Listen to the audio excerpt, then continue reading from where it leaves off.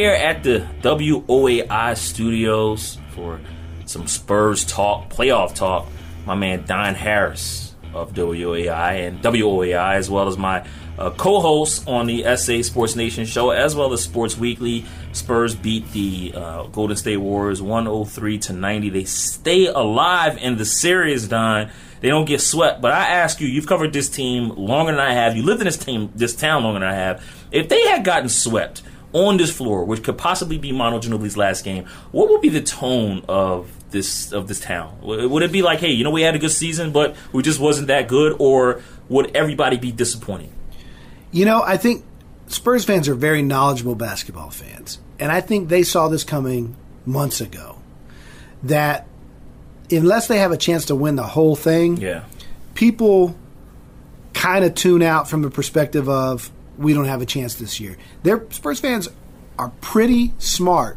You don't find a lot of fans like right now who are going to say, hey, we got one, now we're going to win, and if Kawhi comes back, we might win this series. They're not unrealistic. And so I think they've resigned themselves to the fact that this just wasn't going to be our year after Kawhi Leonard's situation got to the way it was in early February or March. That said, they have a lot of pride and a lot of respect for Manu and Tony.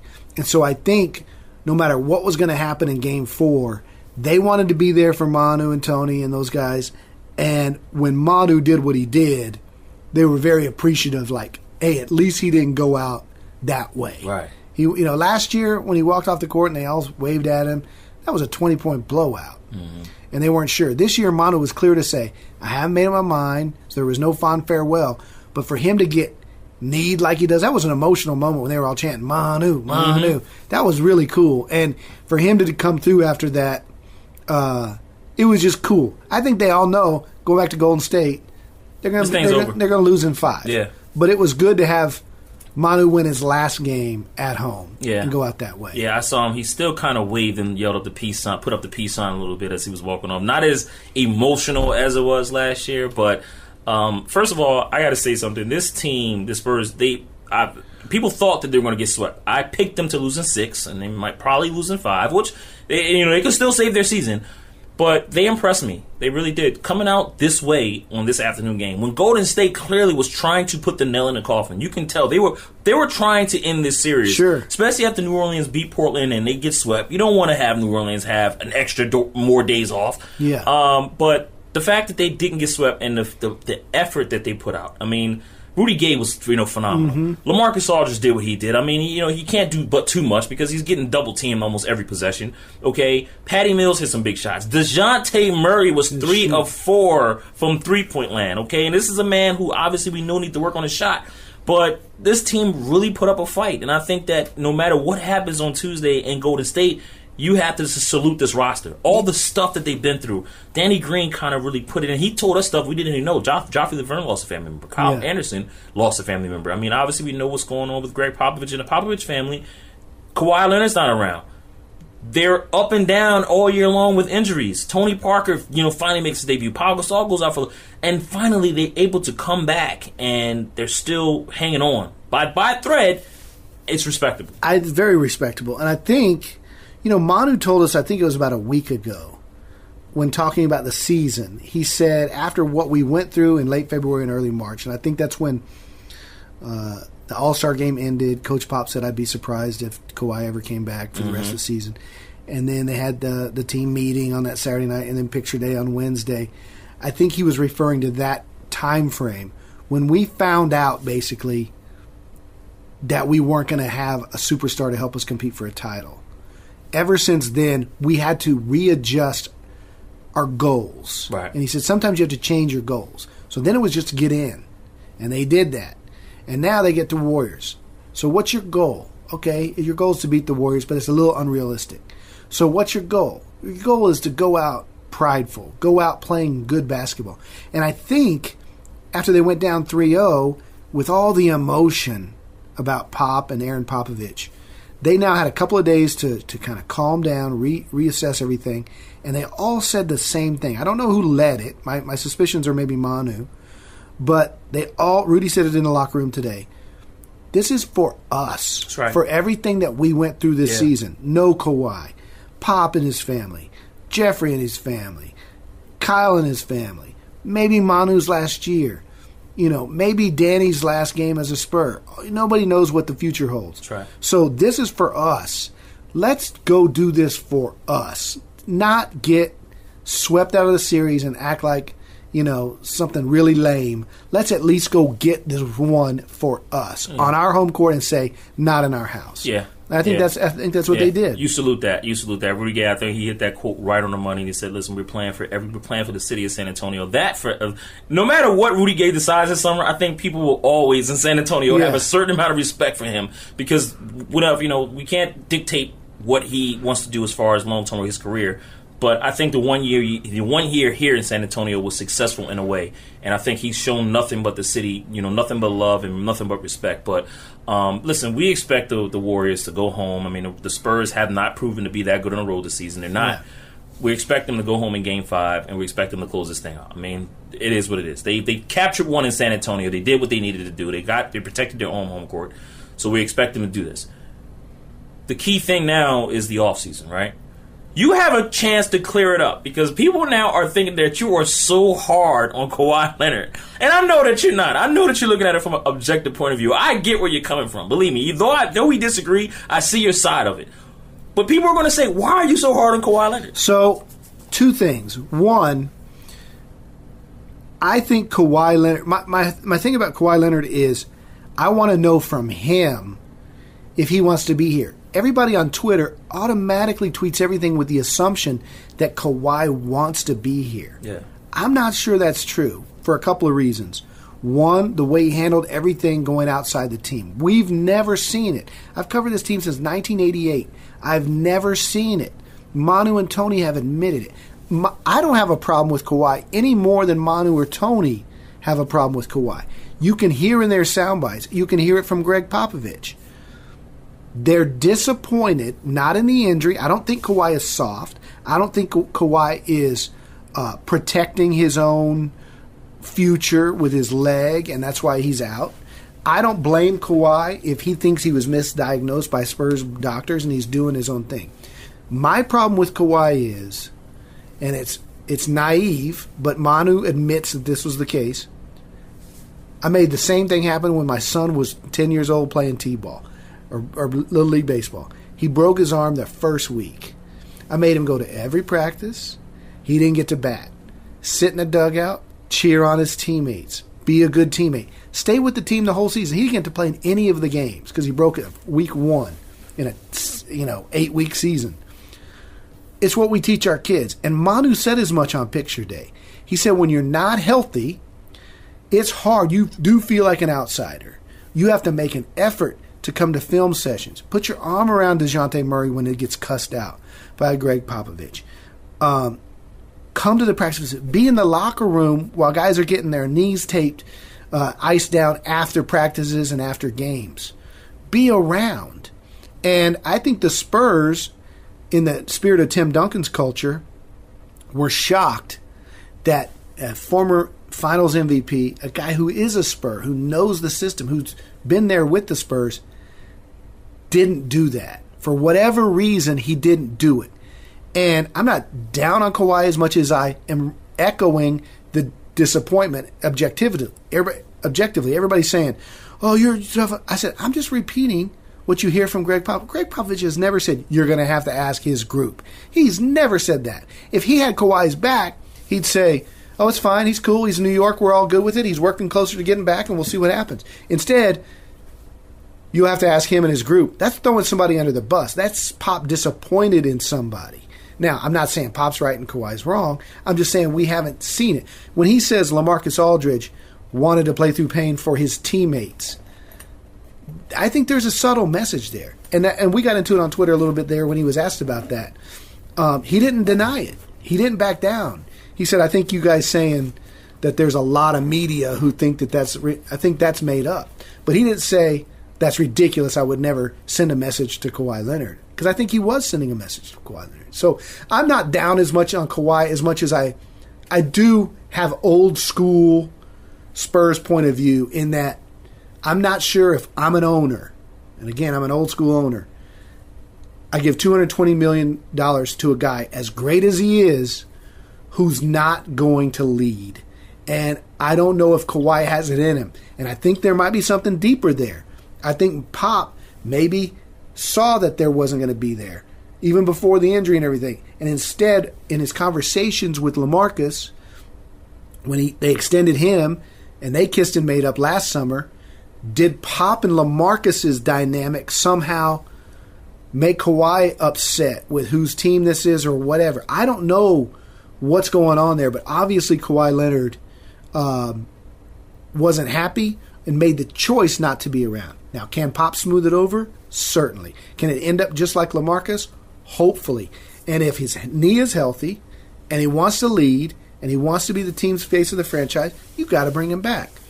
But everything that he's shown me this season makes me think he's the one who's got other plans. Right. That now, he's see, made it. I'm not as down on Kawhi as you are. Right. And I think that I'm all for guys going out to get second opinions. I have no problem with that. That's cool. My only thing with that is that, and I all due respect to Greg Popovich, and my deepest sympathy goes to his family and what he's enduring right now. But as a coach, I don't know if you take a shot like that, like he did. And we all agree, I think it was a small shot. And the last few times, ever since after the All-Star break, when Greg Tony's Popovich was definitely a shot. Tony was a shot too, and I think the notion around the league is, why are the Spurs picking on this guy when he is genuinely hurt? Why are they not? Why are they not having his back? It's because their doctors tell him, "Oh, you're healthy enough to play." And as somebody put out, it was just a great explanation about this injury, which is very, very tricky.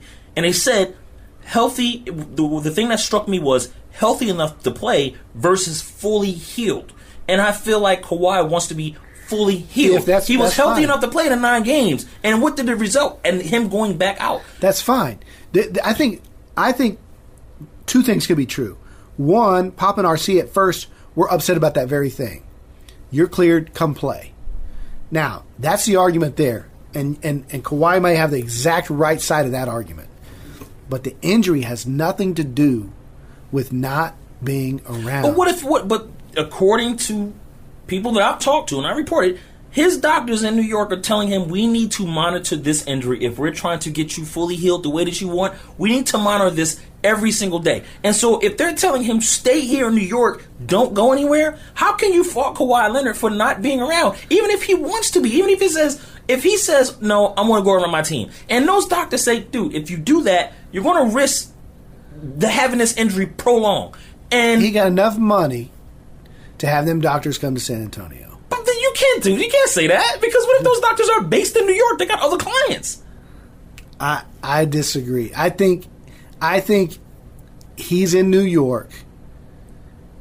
But see, that's what makes me think that he, of all places, Don, if Kawhi really didn't want to be around the team, why would he be in L.A. where he's from, working out? Why would he be out there? The fact that he's in New York lets me know that he is around true specialists that are telling him, stay here. I can guarantee you, Kawhi Leonard does not want to be in New York, right? Who wants to be in New York, right? It's not even freaking hot. I think that he had to go through a snowstorm. Look, I think that was true during the All-Star break when he was there for the short term. Once he made the decision at the team meeting, and when really on the practice when he didn't show up, you could tell how mad Pop was when he says, as for Kawhi, I think I'd be shocked if he rejoins. And I can tell you the reason why he said that is because they were expecting him to come back against the Denver Nuggets. They were expecting and he said, I can't go. I think deep down inside, he probably thought he was. I think maybe even he was telling them, listen, my target date right now would be Denver. But even he probably didn't know that it would be setbacks. But once the decision was made, and then subsequently the week after at the team meeting, because this is what I believe 100%, because Pop had said it earlier, there's going to come a time when there's a point of no return. And he said that in the same soundbite as I'd be shocked if he returns, because we only got 12, 13 games left, and there's going to come a time where it doesn't make sense to bring him back for the rest of the group.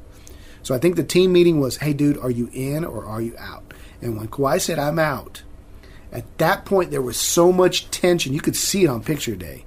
There was so much tension that at that point, going back to New York was more of a, just get me out of here. So, but that was also the Spurs telling him he had to go back anyway, Don. He was always planning, and I know he was always planning to go back to get a checkup from his doctors.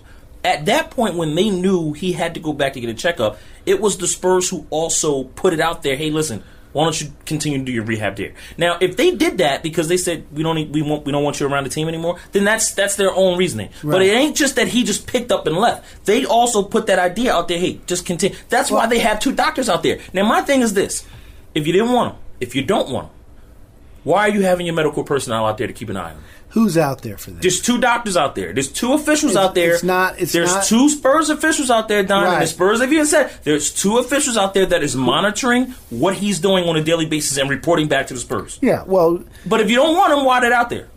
Well, first of all, you're paying him $20 million to play 9 games. Understandable, but if you're in your mind, if you're through with him and you're saying we're going to trade him, I don't know. Why are they out there? I don't know. Maybe they are, but I think what they want to do is just make sure that he's being, we're keeping an eye on our investment. But he's not an investment if you're done with him. Like if you know that you got a house and you know you're selling that house, okay, you've done everything you can. I don't think they've made up their mind on him. And I don't either. That's why I'm thinking everybody's saying this trade thing. No, because as you said, Greg Popovich is the key in all of this. Yeah, I don't think. Okay, and I think at the end of the day, it's him and it's Kawhi in a room and they're talking. No R.C. Buford, no Kawhi's, can't, nothing. It's 2 men in a room and they're talking. Yeah, and I think if this relationship goes on, that's what it has to be. Just like it was with LaMarcus Aldridge and Greg Popovich. I agree. Nobody else, no agents, no GMs, no nothing. It's 2 men. It's the head coach, the president of the team, and the player sitting down and hashing it out. I agree, and I think it can be repaired. I don't know that I think they may have to make a decision on the futures of Manu and Tony if Kawhi comes back. Well, I was going to say that right now. We're done with the Kawhi because that's going to be a lot. Manu is going to control his own destiny because he's under contract for another year. What do you do with Tony Parker? Like, at the end of it, I've always said, out of all the 3 members of the Big 3, I can always envision Tony finishing his career elsewhere. Yeah, Tony he's given games 3 and 4. I think he's played really well. Games 1 and 2, not so much. And you look around, you talk to scouts, and they all say this. He's half of himself. Yeah. He's not. He doesn't even get the respect from the refs anymore. Yeah. There have been a time where Tony gets to the rim and he falls. He's getting the call. Yeah. Automatically. No, he's lost now his I'm step. looking at that and I'm like, he can't even. So do you do with him what you did with Manu and Manu got that offer from Brett Brown of $33 million over 2, so he got to come back for $14 million over 2 the first time. Right. And now he's back, not making a ton, $5 million. So do you bring back Tony, for whose jersey's going to hang in the rafters, and say, we want you around, but there's a number that you have to live with that's going to be less of where you can get somewhere else? 5, 7, something like that. I think a 3-year deal, okay? And I think if the 3-year deal, Tony is 35 years old. He wants to play till he's 40. That's not happening, not in San Antonio. Because here's something that's scary. I asked somebody coming to me today, NBA official says, isn't it something else that Manu Ginobili at age 40 is better than Tony Parker at age 35? Oh, yeah. That's why the Sixers wanted Manu Ginobili, because they knew, listen, this dude can still play. Yeah. Vince Carter at age 40 is better than Tony Parker at age 35. This Tony Parker is a man who led the league 1 year in points and paint. But see, and I said this when he was 32, and it's typical of going back to Bill Russell. Guys who career is built on speed, they slow down. Jordan had to change the way he post game. Big guys can play until they're 40s, like Kareem did, because they can still lumber up and down the court, get in post position, and play that way. But quick guys, and Tony's whole game was his minnow-like quickness and speed.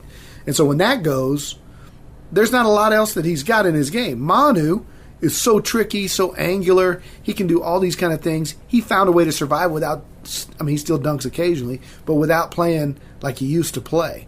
He uses his angles, he uses his vision, he uses his craftiness, his length defensively. So I think the way you treat a guy whose jersey's going to hang is you make him an offer. And you make him turn it down. If he turns it down, then you can say, listen, we gave you everything we gave. Yeah. Kind of like. But at the same time, the Spurs have been very quick over the years to show people the door when it's time. Avery Johnson was loved in this town.